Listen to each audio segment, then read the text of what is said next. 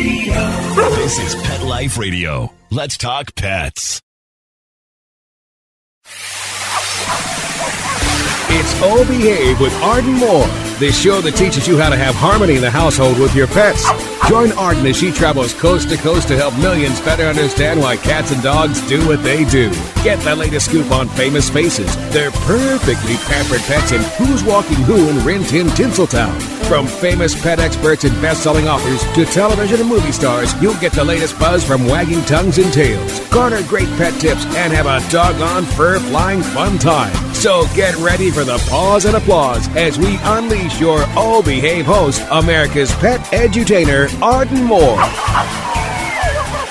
Welcome to the Oh Behave show on Pet Life Radio. I'm your host, Arden Moore. Okay, pet pals, you are about to witness a life-saving story. It's full of resilience and never give up hope. Now, I've been in the pet world for more than 25 years, and I must say, this tale we are about to share is one of the most powerful I've ever heard about. On our show today to tell this story are Rachel Bellis from the organization PETA and Hannah Caldwell, a dog lover who lives in West Palm Beach, Florida. What's their common bond? A dog in desperate need of rescuing named Rusty. So, please welcome to our show, Rachel and Hannah, and of course, Rusty. Welcome, ladies and Rusty. Hi.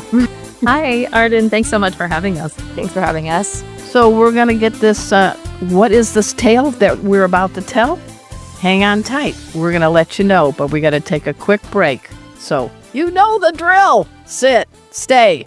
We'll be right back. Time for a pause. 4 furry ones, actually. Sit and stay. Oh Behave will be right back. Take a bite out of your competition. Advertise your business with an ad in Pet Life Radio podcasts and radio shows. There is no other pet-related media that is as large and reaches more pet parents and pet lovers than Pet Life Radio. With over 7 million monthly listeners, Pet Life Radio podcasts are available on all major podcast platforms. And our live radio stream goes out to over 250 million subscribers on iHeartRadio, Odyssey, TuneIn, and other streaming apps. For more information on how you can advertise on the #1 pet podcast and radio network, visit PetLifeRadio.com/advertise today.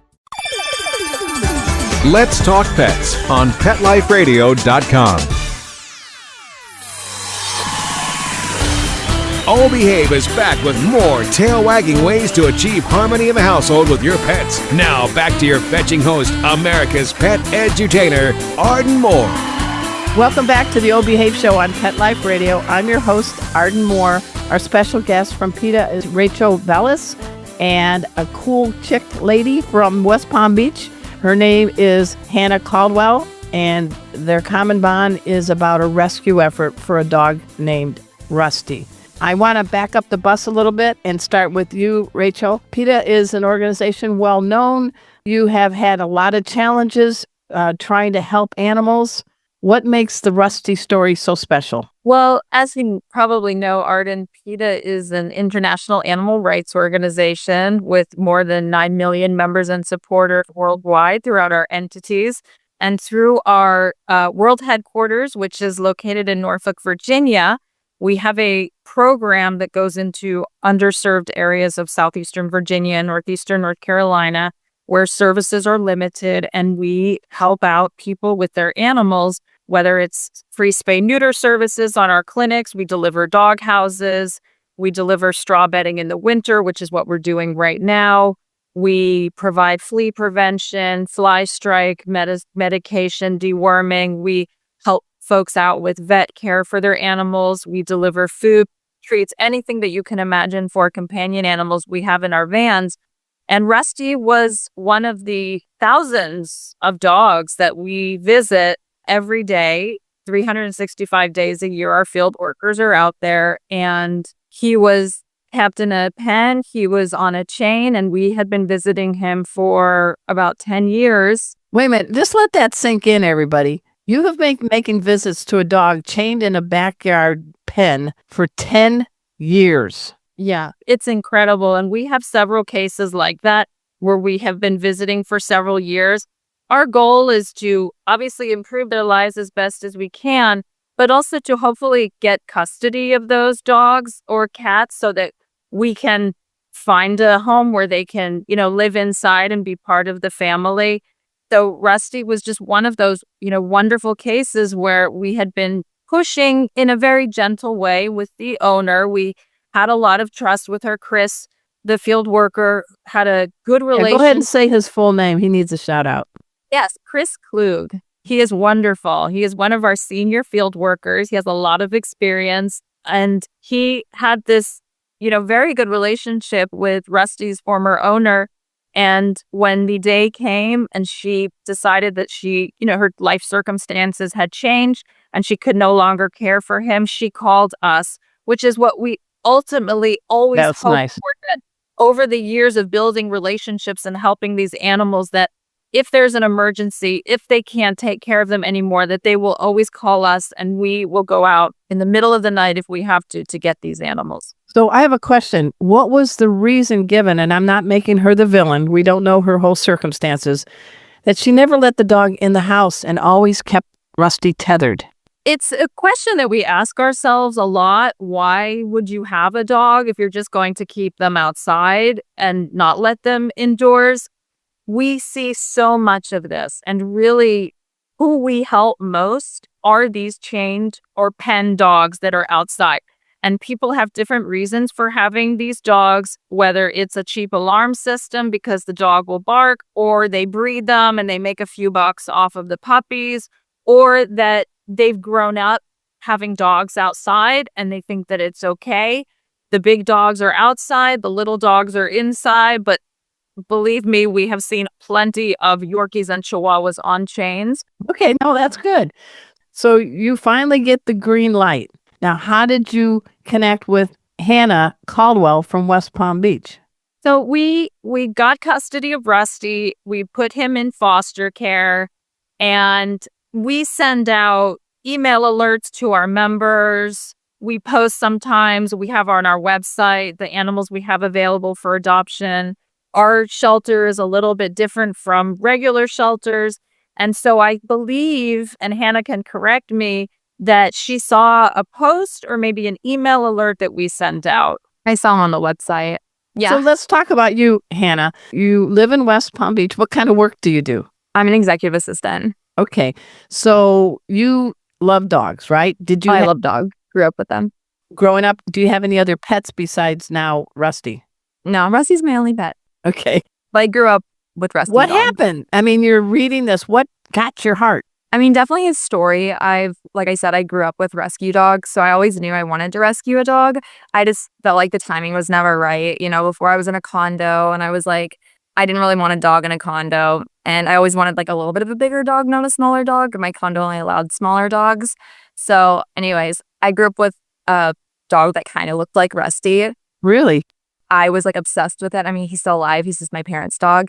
And so when I saw Rusty, they look identical. What's that dog's name? Please don't say Rusty. They look identical. And I was just like, I had an instant connection just like reading about the story and then how cute he is on top of it. What was that dog's name? What is your parents' dog's name? Bentley. Bentley? And Yeah. how old is Bentley? He's 10. Is he like a black lab mix too, or? No, he actually is like a mix between a blue heeler. I'm blanking right now. That's But all right. it's like 3 different things. But he's a Chow Chow Lab, Rottweiler, and Beagle, I think. And then like a ton of other things too. That's called a canine cocktail. Yeah. Anna, what do you think is Rusty's genetics? No, that's what it is. Oh, say again. Rusty is, what do you say? Chow He- Chow? Yeah, he's like 30% Chow, 15% Lab, 8% Rottweiler, and like 5% Beagle. And then the rest is like 2% Husky, just like random stuff. How much does he weigh? 35 pounds. He looks bigger. No, everyone says that. Like in pictures, he looks bigger, but then they see him in person, they're like, oh, wait, he's like smaller than I thought. I'm like, yeah, he's like a medium-sized dog. I would like to do that during the holidays so I can eat a lot of good stuff and everybody go, oh, you look smaller than you are. So, all right. You read about this. It's on the PETA site. What made you say this dog? You said, well, kind of reminds me of my childhood dog a little bit. And talk about that. I mean, obviously he was adorable. Reminded me of my childhood dog where I was just like, I always knew I wanted a black dog. And obviously he's cute. And then his story, I always, like I said, knew I wanted to rescue a dog. And I have like a soft spot for older dogs. Like I think when dogs age, like they become so cute and like so sweet.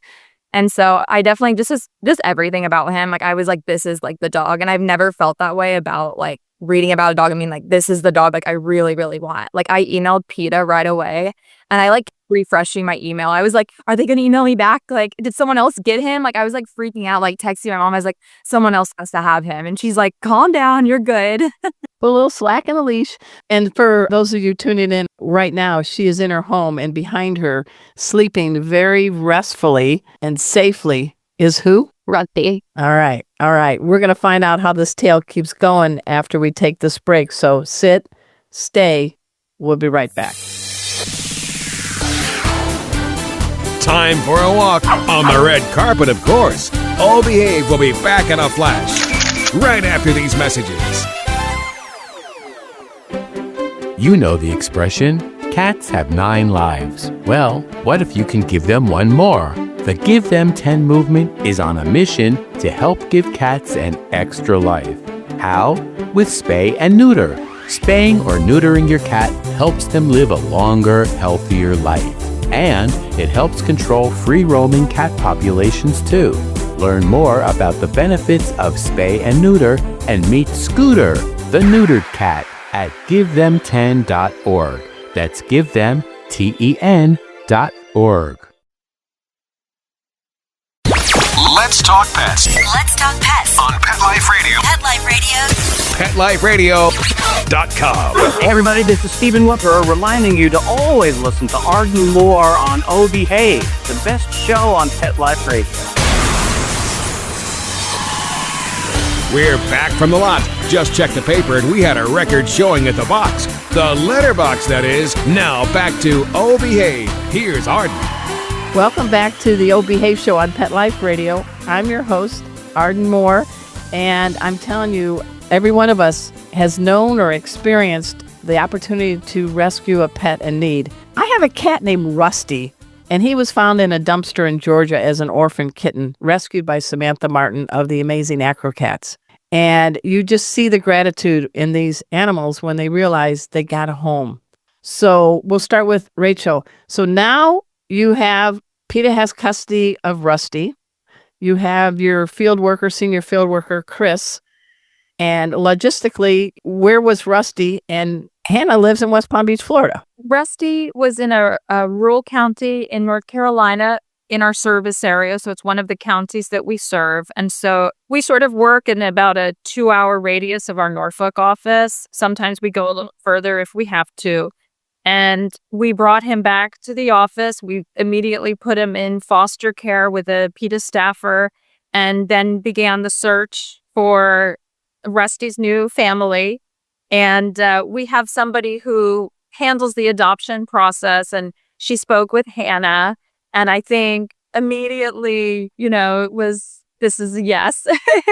And Chris drove Rusty down to West Palm Beach to his new home. How long of a drive do you know how that was? I think it's about 13 hours. Wow. Yeah. But he did go with another staffer, one of our videographers. And so they split the drive. But the video is so cute because they stop in different states and take a photo with Rusty. And I mean, it's amazing. I think this was just a match made in heaven. We're so happy for Rusty. We're so happy for Hannah. And, we always encourage people to always adopt, never go to a pet store or breeder. They're just amazing dogs that are waiting for loving families and shelters. And, every time somebody goes to a breeder or to a pet shop, they're ruining the chances of a shelter animal to find that loving home. And so this is just a wonderful story about adopting a rescue dog. So, Hannah, what day did you get Rusty? August 12th. I knew you would know the date. All right. Set the scene. What time of day? I mean, were you having, flip-flops in your belly? What was going on when you knew Rusty is going to be living with you? I mean, I was like so excited. I think like the second they told me he was mine, I was like ordering dog food, ordering like all the stuff that I was going to need for him. Like I like went overboard with everything. I was like ordering toys. I was like, I don't even know if he loves toys, but like he's just going to have them here. I mean, I was just so excited. I remember like the first time I saw him, he was just like wagging his tail, waiting at the door, and it was just like, he just came in here and it was like his home already. He fit in like perfectly right away. And do you live, I guess you don't live in a condo anymore. No, I live in a house. Okay. So you can have a big dog if you want, yes, right? Of course, okay. Yeah. So do you think the bond was instant? Oh, 100%. I mean, at least on my end. What was it? Tell me. I mean, like, he's just such a happy dog. And, like, I just feel like right away he pretty much trusted me and I trusted him. Like, I got, like, the vibe. Obviously, he wasn't going to bite me or anything like that, Like, and I really wasn't worried about that. But, I mean, it was just loving and trusting for sure. You deal with a lot of dogs and cats. You can read them. What was the read you got about Rusty? Rusty was one of our favorite dogs, one of our favorite field dogs, as we call them. He was always such a happy dog, always so happy to see us. A lot of dogs are not that lucky. When you're kept on a chain for years, there are studies that show that dogs who are chained are almost 3 times as likely to attack as dogs who aren't. And that's because they are forced to eat, sleep, go to the bathroom, everything in this tiny patch of dirt. Their life is the length of the chain that they're on, and they become possessive and protective of their space. And that's why when we find that dogs that have attacked an elderly person or a child because they wandered into their area. And so sometimes we find dogs who psychologically they've given up, this life of isolation, no socialization, no affection or love from the people that are supposed to be caring for them. And so when we find a dog like Rusty, we want to maintain that. And so we visited him as much as we could because we have thousands of animals that we visit every year. And we just to always keep Rusty's spirits up, always keep that relationship going with his former owner so that when the day came that, maybe we could convince her or her, the circumstances in her life changed and she called us. And we're so grateful for that in the end that we were able to get Rusty into a loving home where he always deserved, and all dogs really deserve to have the family that Rusty has now. If I could just say that I wasn't there when Hannah met Rusty, but I was told that it was like immediate connection, that Rusty acted like he had known Hannah all his life. It was just like love at first sight. And, that's wonderful. That's so amazing. And, every dog deserves that. Some people win the lottery. You won the pup lottery, Hannah. What do you think? I really did. So I got to see some clips and photos that PETA provided us of y'all. And one of my favorites is on your tile floor, there is Rusty with a toy. Oh, is it the frog one? That is his favorite toy that PETA actually gave me, like a gift basket of toys for him. And it's the frog behind me. He's literally obsessed with this toy, like obsessed with it. I see him. He's like, you have my toy. Like, even if I like act like I'm like loving on it and stuff, or like when he has a lot of energy, he like starts barking at me, like, give me my toy. Give him Froggy right now and see what he does. He probably won't Froggy, right Rusty. And just for you folks, he is on the bed behind Hannah, looking quite happy. I guess he's got furniture rights, right? He can be on anything he wants. 100%. He sleeps on my bed every night with his head on a pillow. He sleeps like a human. I'm not kidding. I need to share photos of it. It's crazy. So August 12th till now, how has your life changed? I mean, just a lot more like love in it, like coming home and having him like waiting at the door, like wagging his tail. It's like, I look forward to it. If I'm at home, I'm like checking my Furbo, like to see like what he's doing. Like I like want to get whatever I'm doing. I want to get home like as soon as possible because of him now. Has he met the rest of your family? Has he met Bentley, your mom and dad's dog? Yes, he did. He like wanted to play with him like so much, and like Bentley was just like kind of just standing there, like he was like doing his like little paws and stuff, and Bentley was just like, whatever, man. Well, Bentley's older, right? He's older too, yeah. Yeah. What about you take him on dog-friendly beaches for walks? And I do, yeah, and he loves it. He won't get in the water. Is he a surfer dude now, or what's his deal with the beach? No, he just sunbathes. He didn't like the water. What do you think about his little white muzzle? Oh, I love it. On a black body. I think it's so cute. I love it. So what's a fun activity you like to do besides going on the beach? Have you gone to any pet-friendly cafes in Palm Beach County? Where does Rusty get to go? He goes to the green market every Saturday with me. And so we'll go to that. It's just like a bunch of different vendors. And like sometimes he'll get like a new little bow tie or bandana to wear or something. Or I'll get him like a pup cup there. But he loves going in the car. He gets so excited. He's kind of like a George Clooney of the canine world, isn't he? He's got that little bow. He looks very dashing. He's got a little gray for, No, it's adorable. He's very handsome. What's your message to others, Hannah, about finding a good four-legger to fill your life? Definitely adopt and don't shop. And then also just giving older dogs a chance. I'm not saying you have to rescue an older dog, but it's nice that he's only had one accident in the house the day I got him. Like, he's so easy. Like, it's not like he's chewing at my furniture or he's just been like the easiest dog ever. So definitely giving older dogs a chance. He's maybe one now, like after him, I feel like I'll only want older dogs, I like that. How can people help PETA? I know you have empathy kits and some other programs you want to talk real quickly about. We have a division called, which you might be referring to, we have a division called Teach Kind, which teaches empathy in schools. And so we supply teachers with curriculums that teach nice. Empathy. So we really, we want to start with the kids and we want to get them thinking about animals because, every animal is someone. And just thinking of them as an individual, whether it's their dog or their cat or the bird or the fish or the food that they put on their plates, just to start thinking of animals as individuals and that animals feel the same fear, pain, love, loneliness that we do. And so, we always ask people to make compassionate choices, and which you can do so easily during your day. And our website, PETA.org, has just so much information about every campaign that we're working on. If you're looking to adopt, we travel to Florida, we travel to New York to reunite, to bring animals together with their new families. If people are interested in PETA's mission and what we're up to, our website and our social media is a great place to start. And for you, Hannah, you work during the day. So does he practice Kegels while you're gone? Do you have any pet sitters or anything? Or does he got the bladder I wish I had? So I'm hybrid. So it's my job is 50-50. I'm home 50% of the time. I go in the office 50% of the time. Oh, okay. Either I have my neighbor come let him out during the day if she can. Oh, nice. If not, I'm not gone that long. So he's never had an accident or anything. He just naps the whole day if I check the furbo. What's his favorite treat?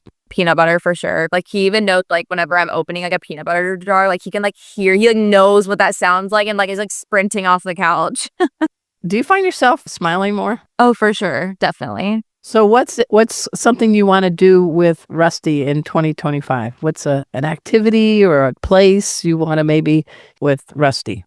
Maybe just taking him to the beach more, just to more restaurants with me, I feel like he comes with me a decent bit already, but I wish that I could he could travel with me, but I'm I don't really. He's not going to fit under the seat. Yeah, I know. I'm I wish I could kind of smoosh him under there, but I don't think he's going to fit. Do your neighbors and others, your friends, know about his background and what's been their response? Oh, everyone's been so supportive about him and is everyone in my neighborhood's oh my gosh, he's so famous. And a lot of people in my neighborhood also have rescued dogs. So they all love him and love his story and love that he's happy now. Well, I have been so honored to have you ladies both on our show. We have had Rachel Bellis from PETA, and we have Hannah Caldwell, and of course, her newest addition to her family answers to the name Rusty. Please check out PETA, PETA.org. And I want to just tell you from the bottom of my heart, I am so honored to have you share your story. And another example, everybody, how you can give a pet, an animal, a chance. And they just may give it back in dividends. Wouldn't you both agree? Absolutely. For sure. All right. So at this time, I need to do a shout out to my producer, Mark Winter. He is the executive producer of Pet Life Radio. We are the longest running pet radio network on the planet. And this show is the longest running weekly podcast for pets. It's been on the air since 2007, as I jokingly say, when we both were in diapers. But of all the stories, this is in the top 10. for me, and that says a lot. We've had Betty White, Jennifer Aniston, a bunch of other people. What you ladies have done in your organization, and for you, Hannah, I just want to say bless you. And you went a dog from a rough start to having a bow tie, laying on a bed with a toy frog. You can't get any better than that. I hope you all will follow me. Go to my YouTube channel, Arden Moore. I have a newsletter. It's called fourleggedlife.com. And my passion is I teach pet first aid to pet parents and pet professionals all over the world through Pet First Aid for You with a couple of shelter alums, Pet Safety Cat Casey and Pet Safety Dog Kona. So check us out at Pet First Aid for You. So until next time, this is your flea-free host, Arden Moore, delivering just 2 words to all you 2, 3, and 4-leggers out there. Oh, behave. Coast to coast and around the world, it's Oh Behave with Arden Moore. Find out why cats and dogs do the things they do and get the latest buzz from wagging tongues and tails in Rin Tin Tinseltown. From famous pet experts and best-selling authors to television and movie stars, you'll get great tail-wagging pet tips and have a fur-flying fun time. All Behave with America's pet edutainer, Arden Moore. Every week on demand, only on PetLifeRadio.com.